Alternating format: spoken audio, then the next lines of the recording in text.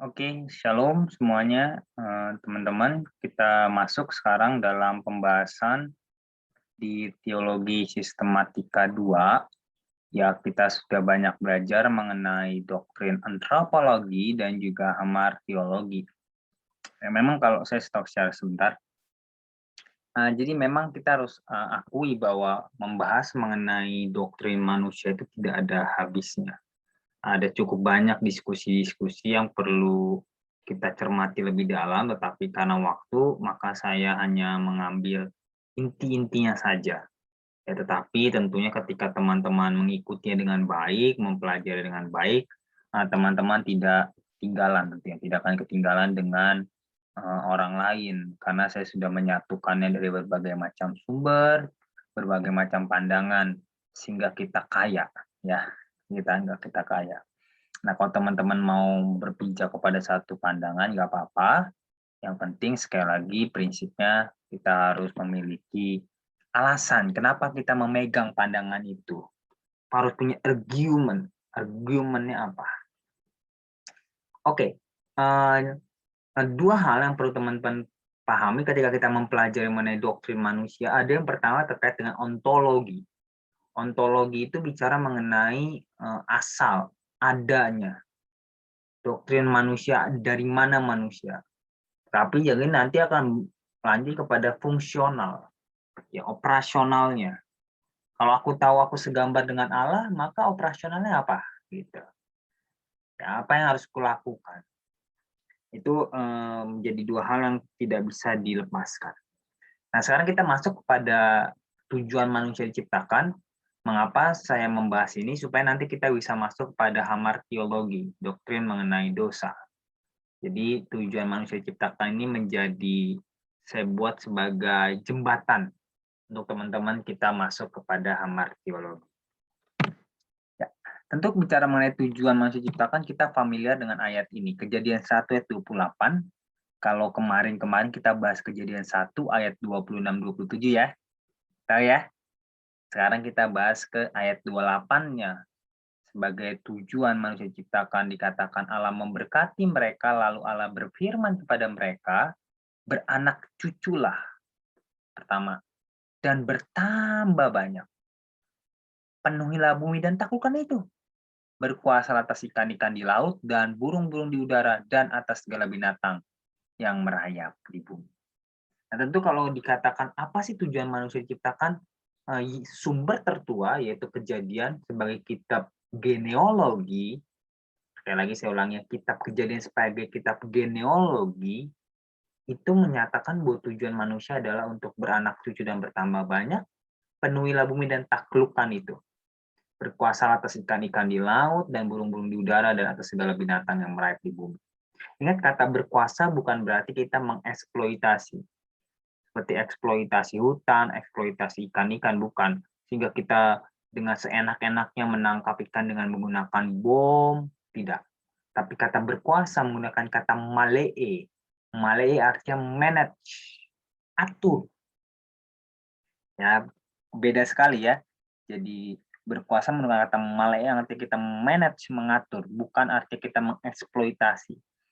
Tapi justru kita memelihara dan menjaga alam dan lingkungan yang lain. Ya, mari kita lihat tahap demi tahap bagaimana pemahaman mengenai tujuan manusia diciptakan. Yang pertama, Tuhan tidak perlu menciptakan manusia, namun Dia menciptakan kita untuk kemuliaannya sendiri. Ini hal yang perlu kita pahami. Bahwa Tuhan tidak perlu sebenarnya menciptakan kita. Tapi ketika Dia menciptakan kita, tujuan adalah untuk kemuliaannya sendiri.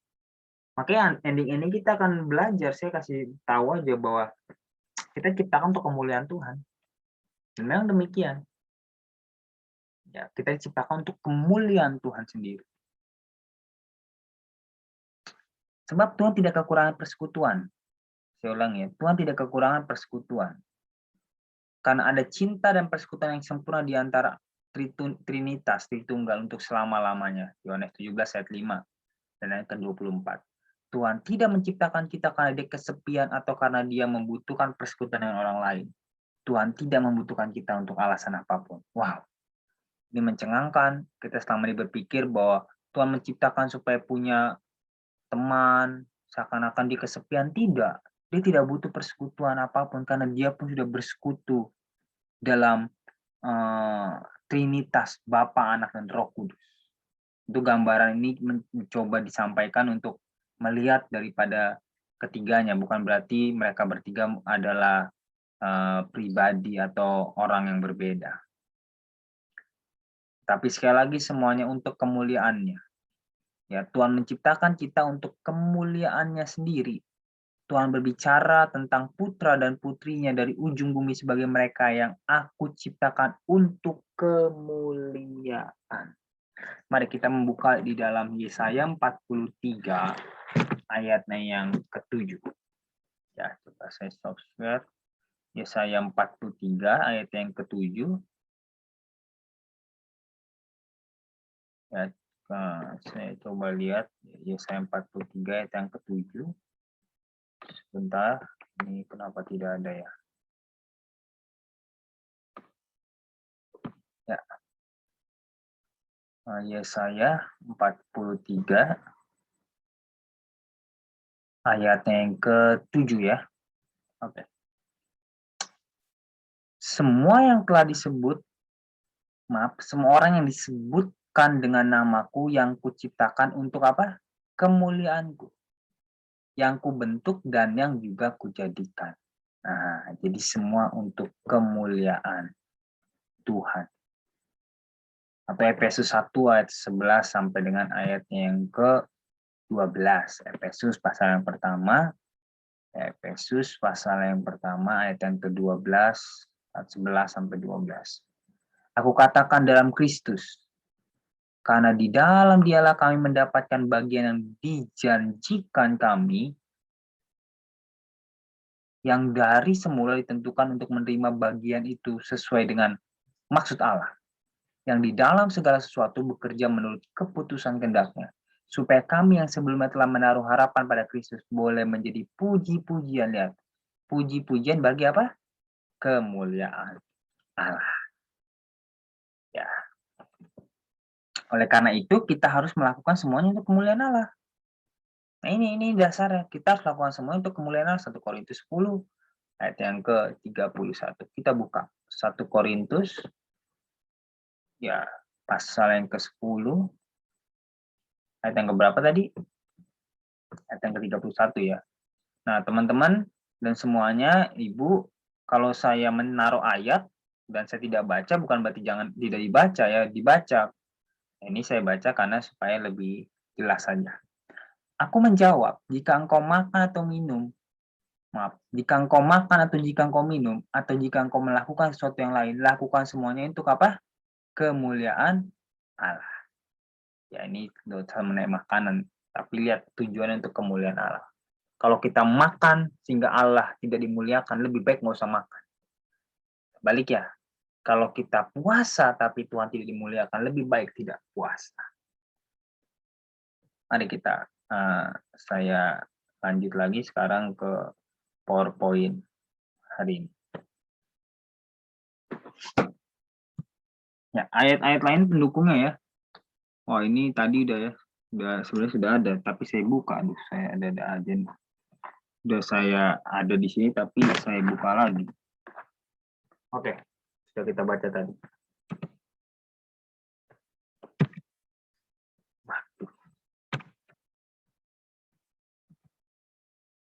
Memuliakan Tuhan, 1 Korintus 6 ayat 20, sebab kamu telah dibeli dengan harga yang telah lunas dibayar. Karena itu muliakan Allah dengan apa? Tubuhmu. Ya. Nah, pakai ini bahwa tubuh kita dan bahwa tujuan kita untuk memuliakan Tuhan seluruh aspek kita, membuktikan bahwa kita ini adalah penting. Ya, hidup kita adalah penting. Penting sekali hidup kita untuk kemuliaan Tuhan. Bahkan dari sudut pandang Tuhan, hidup kita juga penting. Ya, kita penting. Tetapi kita suci mengatakan kepada kita bahwa kita diciptakan untuk memuliakan Tuhan, menunjukkan bahwa kita penting untuk itu. Untuk itu Tuhan sendiri, maksudnya kita penting untuk Tuhan sendiri. Waduh, ini terjemahan saya agak ngaco ini, karena saya pakai buku bahasa Inggris. Ini adalah definisi terakhir dari arti penting atau signifikansi sejati bagi hidup kita, bahwa kita penting karena kita ada untuk kemuliaan Tuhan. Wow, kita ada untuk kemuliaan seorang presiden, kehormatan presiden itu wow banget. Apalagi kita ada untuk kemuliaan Tuhan. Bagaimana? Itu dari sisi Allah kan? Tadi kan dari sisi Allah saya bilang. Bagaimana apa yang kita lakukan semata-mata untuk kemuliaan Allah. Dari sisi Allah nanti Allah dibanggakan, Allah diakui oleh seluruh dunia. Lewat kita akhirnya orang mengakui Allah. Paham ya? Di melalui apa yang kita lakukan, orang bukan melihat kepada kita, tapi orang melihat kepada Allah. Allah yang luar biasa, Allah yang luar biasa dan ajaib. Tapi bagaimana dari sisi manusia? Dari sisi manusia, kita lihat, kita menikmati Tuhan dan bersuka cita di dalam Dia. Sebab Tuhan berkata, aku datang agar mereka memiliki hidup dan memilikinya dalam apa? Segala kelimpahan. Makanya Daud berkata pada Tuhan, dalam dirimu kehadiran ada sukacita, ada kepenuhan sukacita. Di tangan kananmu ada kesenangan untuk selama-lamanya. Dia merindukan untuk tinggal di rumah Tuhan selama-lamanya, untuk melihat keindahan Tuhan. Bahkan Asaf, Mazmur ini seorang pemazmur, Mazmur Asaf pun berteriak akan rindunya Tuhan. Jadi satu sisi bagaimana kehidupan kita memuliakan Tuhan, Tuhan diuntungkan. Di sisi lain kita pun diuntungkan karena kita bisa bersama-sama dengan Dia. Satu pribadi yang tanpa salah, tanpa cacat, tapi selalu menjadi kelegaan dalam hidup kita. Memberikan kepada kita hidup yang berkelimpahan. Jadi dapat sisi manusia dan sisi Tuhan. Nah, kepenuhan sukacita ditemukan dalam mengenal Tuhan. Lihat, tadi kita sampaikan kepenuhan sukacita ya. Nah, ini didapatkan dari mengenal Tuhan dan bergembira dalam keunggulan karakternya. Menjadi miliknya. Kehadiran, menikmati persekutuan dengannya adalah berkah yang lebih besar dari apapun yang bisa dibayangkan. Ini dia. Ya, sukacita itu. Oleh karena itu, sikap hati normal seorang Kristen adalah bersukacita dalam Tuhan dan dalam pelajaran hidup. Ya, Dia memberikan kita sukacita itu. Silakan dibaca ayat-ayatnya. Maka tujuan kita ciptakan adalah untuk kemuliaan Tuhan. Dan dalam rangka kita mencapai tujuan itu, kita bersukacita. Kenapa? Karena kita diajari bagaimana supaya kita menjadi orang yang memuliakan Tuhan. Diajari kita, dan itu suatu sukacita. Hubungan sebagai tujuan. Ya, ada juga yang mau menyampaikan bahwa hubungan sebagai tujuan. Nah, dalam artinya sebenarnya ini merujuk pada sukacita tadi. Saat kita memuliakan Tuhan dan menikmati Dia, kitab suci mengatakan kepada kita bahwa Dia bersukacita dalam kita. Wow. Jadi kita bersukacita karena kita memuliakan Dia, tapi ternyata Tuhan pun bersukacita, bukan hanya untuk keuntungan Dia semata-mata, tapi Dia pun bersukacita karena bisa berhubungan dengan kita. Kita melihat sebagai mempelai laki-laki bersukacita atas mempelai wanita, demikian Allahmu akan bersukacita atasmu. Nah, pertanyaan ini sangat penting. Saya mulai dengan tadi, sebab mengapa kita perlu memahami tujuan? Karena dalam The Webster Confession of the Faith, ya for study classics, ya dia menyampaikan pertanyaan. Jadi The Westminster Confession of Faith ini berisi pertanyaan-pertanyaan yang merujuk pada jawaban-jawaban tentang eksistensi dan iman-iman daripada reform sebenarnya. Pertanyaan pertama dalam Katekismus Westminster menanyakan apakah tujuan utama atau tertinggi manusia. Jawabannya adalah untuk memuliakan Allah dan menikmati Dia selamanya. Wow, jelas ya. Dalam buku ini katakan untuk memuliakan Allah dan apa? Menikmati Dia. Memuliakan Allah dari sisi Allah yang diuntungkan karena kehadiran kita, memuliakan namanya. Orang bertekuk lutut kepada Allah, mengakui Dia Tuhan, percaya bahwa Dia Tuhan. Tapi di sisi lain, kita sebagai manusia bisa selamanya menikmati hubungan dengan Dia. Nah, dari sini maka kita berangkat bahwa surga itu bukan hanya ya, beberapa teolog berpandangan itu, surga bukan hanya tempat tetapi suasana, yaitu apa? Kebersamaan dengan Tuhan. Sebaliknya neraka bukan hanya tempat yang panas, tapi neraka bicara keterpisahan dengan Tuhan. Sebabnya ada orang berkata, saya siap ke neraka, saya tidak apa-apa ke neraka, asalkan ada Tuhan di sana. Tapi karena saya tahu Tuhan tidak ada di neraka, maka saya tidak mau ke neraka. Saya mau ke sorga bersama-sama dengan Allah. Wow, haleluya. Fokus dari jawaban tersebut adalah memuliakan Allah yang harus menjadi tujuan utama dari semua aktivitas dan gerak hidup orang Kristen. Ya, Jefanya 3 ayat 17-18 menyampaikan itu. Tuhan Allahmu ada di antaramu sebagai pahlawan yang memberi kemenangan. Ia bergirang karena engkau bersuka cita. Ia memperbarui engkau dalam kasih-Nya. Ia bersorak-sorai karena engkau dengan bersorak-sorai. Pada hari pertemuan raya aku akan mengangkat malapetaka daripadamu, sehingga oleh karenanya engkau tidak lagi menanggung celah. Suatu berita yang disampaikan Zefanya memuaskan hati kita bahwa Allah bersorak-sorai, senang akan adanya kita. Bahkan Pengkhotbah 12 ayat 13-14. Akhir kata dari segala yang didengar, takutlah akan Allah dan berpeganglah pada perintah-perintahnya, karena ini adalah kewajiban setiap orang. Karena Allah akan membawa setiap perbuatan ke pengadilan yang berlaku atas segala sesuatu yang tersembunyi. Entah itu baik, entah itu jahat. Dari sini kita mau berangkat. Ketika kita tidak melakukan sesuatu untuk kemuliaan Allah, maka endingnya bahwa apa yang kita lakukan di dunia ini akan masuk pada penghakiman. Dan pada penghakiman itu kita akan dihukum. Tetapi kalau kita melakukan segala sesuatu untuk kemuliaan Allah, maka bukti dalam hidup kita adalah kita takut akan Tuhan. Jadi kayak gini, ketika kita memahami pengkhotbah bukan berarti kita sia-sia melakukan apapun. Jangan salah paham. Baca ayat 1, semua sia-sia, semua sia-sia. Sia-sia di sana bukan berarti apa yang kita lakukan adalah tidak berarti. Tetapi pengkhotbah ingin mengarahkan, sebenarnya ini pesan positif sebenarnya. Bahwa ketika kita melakukan bukan karena takut akan Tuhan dan tujuannya kemuliaan Tuhan, maka itu akan sia-sia. Tetapi kalau kita melakukan segala sesuatu untuk kemuliaan Tuhan, itu yang bernilai kekal. 1 Yohanes 3 ayat 2, saudara-saudaraku yang kekasih, sekarang kita adalah anak-anak Allah, tapi belum nyata apa keadaan kita kelak. Akan tetapi kita tahu bahwa apabila Kristus menyatakan dirinya, kita akan menjadi sama seperti Dia, sebab kita akan melihat Dia dalam keadaannya sebenarnya. Nah, lebih lanjut lagi dalam Filipi pasal 3 ayat 9-10, Paulus mengatakan ia tidak mau apapun selain mengenal Kristus. Tadi bagaimana bicara mengenai kita bertujuan kemuliaan Tuhan, tapi lebih dalam lagi bahwa tujuan kita untuk mengenal Kristus, menjadi serupa dengan Dia, mendapatkan kebenarannya, dan hidup dalam iman kepadanya.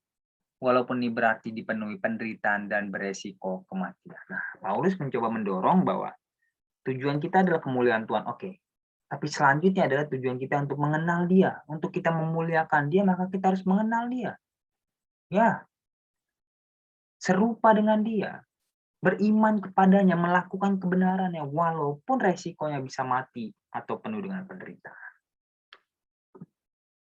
Nah, tetapi memang ada beberapa pandangan yang mengatakan, oh tidak demikian. Contohnya adalah Bapak Erastus Sabdono, beliau adalah dosen saya. Dia menyatakan bahwa tujuan manusia adalah sebagai menggenapi rencana Allah untuk membuktikan bahwa iblis itu salah. Ada bukunya. Ya.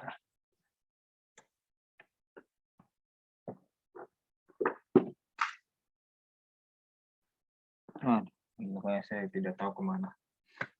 Itu corpus delicti. Corpus delicti adalah istilah dari dunia pengadilan yang berarti barang bukti. Jadi untuk menyatakan iblis salah itu maka kita perlu yang namanya barang bukti. Nah, barang bukti itu disebut dengan corpus delicti. Jadi untuk membuktikan Yesus itu benar dan iblis salah, maka kita harus jadi barang bukti menyatakan iblis salah. Ya endingnya bagaimana memang Pak Eras mengajarkan untuk kita hidup dalam kesucian. Jadi ceritanya Adam jatuh, kita kalah 0-1. Akhirnya Yesus disalibkan 1-sama. Nah, kita yang menentukan apakah Yesus menang 1-2 atau Yesus kalah 1-2. Itulah pandangan dia kira-kira. Ya. Oke, saya lanjutkan sebentar.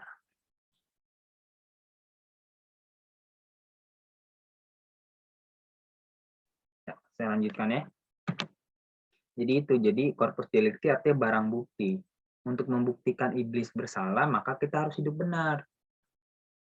Ya, supaya iblis bersalah. Well, sebenarnya tidaklah demikian ya. Saya menyampaikan, silakan kalau teman-teman mau berdiskusi, tidak setuju atau setuju silakan. Tapi saya kurang setuju karena memang manusia tujuan untuk kemuliaan Allah, bukan untuk membuktikan iblis bersalah. Iblis sudah salah. Tidak perlu kita buktikan iblis sudah salah. Ya, jadi tidak perlu manusia hidup dalam kebenaran untuk membuktikan iblis salah, tetapi manusia hidup dalam kebenaran untuk memuliakan Tuhan. Ya, yang ini ya. Jadi kebenaran manusia itu bukan untuk membuktikan iblis salah, tetapi untuk kita kembali serupa dengan Allah dan kehidupan kita yang benar itu memuliakan Tuhan. Nah, ada lagi yang mengatakan lebih dalam lagi bahwa tujuan kita di bumi ini adalah sebagai rekan kerja Allah. Aku tidak menyebut kamu lagi hamba, sebab hamba tidak tahu apa yang diperbuat oleh tuannya. Tapi aku menyebut kamu sahabat, karena aku telah memberitahukan kepada kamu segala sesuatu yang aku dengar dari Bapakku. Jadi, bahwa tujuan kita di muka bumi adalah bisa sebagai seorang rekan kerja Tuhan. Tuhan tidak bisa lagi menginjil di dunia ini, maka kitalah. Tapi sekali lagi, kalau cara berpikirnya gini aja, simpelnya. Yang paling atas itu adalah kita punya tujuan untuk kemuliaan Tuhan. Oke? Nah, turunannya itu, ya, turunannya adalah kita serupa dengan Allah, kita menginjil, dan lain sebagainya itu. Kita bekerja untuk menyampaikan kabar Kristus, kayak Injil diterima orang. Tapi tujuan utamanya adalah untuk kemuliaan Allah. Macam praktis tujuan manusia. Mari kita lihat. Berhubungan baik dengan sesama. Ya, cerminan tubuh yang dilihat oleh semua orang. Kita adalah surat. Jadi, dari tadi kita belajar tujuan manusia itu, maka praktisnya adalah ini, berhubungan baik dengan sesama. Bekerja dan beribadah, nah ini dia. Ingat ya, bahwa bekerja sama dengan beribadah. Ya, dalam bahasa Ibrani, kerja arti abodah. Artinya apa? Ibadah. Jadi kerja dan ibadah adalah sama. Bertanggung jawab dalam ibadah dan kerja karena keduanya sama.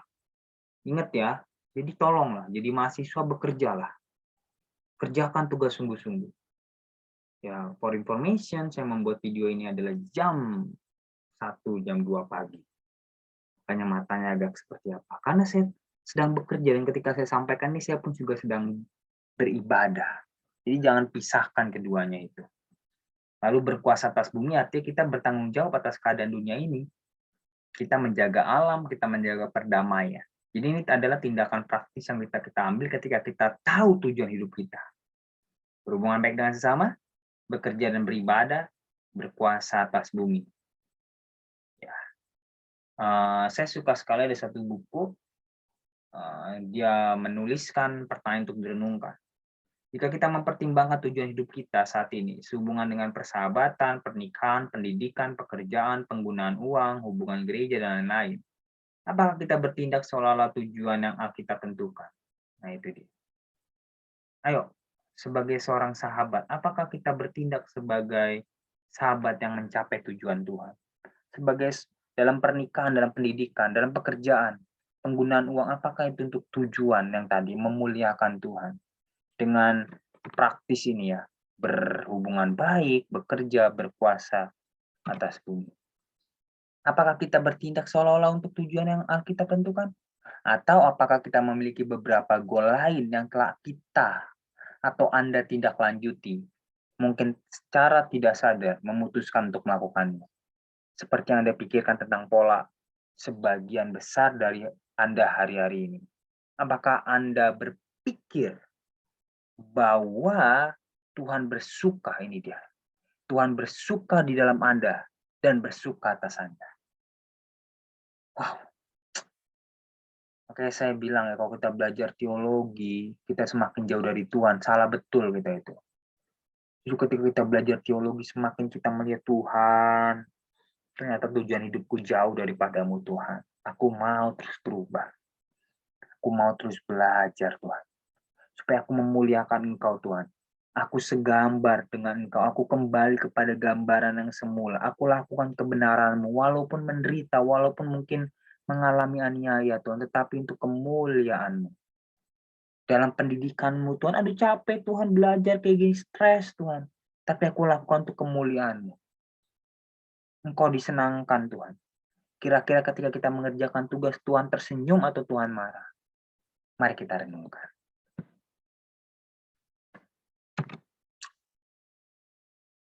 Ya, kehadiran sudah termasuk dalam bagian etos kerja untuk memberikan rasa kepada dunia. Jadi, dimensi yang perlu ditambahkan juga bahwa ketika kita hadir di dunia ini, kita harus memberikan rasa, memberikan terang bagi dunia tentang Tuhan. Nah, itu sebabnya sangat bahaya sekali kalau kita tidak memiliki tujuan hidup. Nah, setelah kita tahu memiliki tujuan universal tadi untuk memuliakan Tuhan, lihat yang memuliakan Tuhan melalui kehidupan yang melakukan kebenaran, kehidupan yang mengikuti karakter Yesus, kehidupan yang tidak melakukan dosa, yang kita tunjukkan dengan apa? Dengan kita membangun hubungan sesama, bekerja, berdoa, dan juga berkuasa, yang bertanggung jawab atas bumi.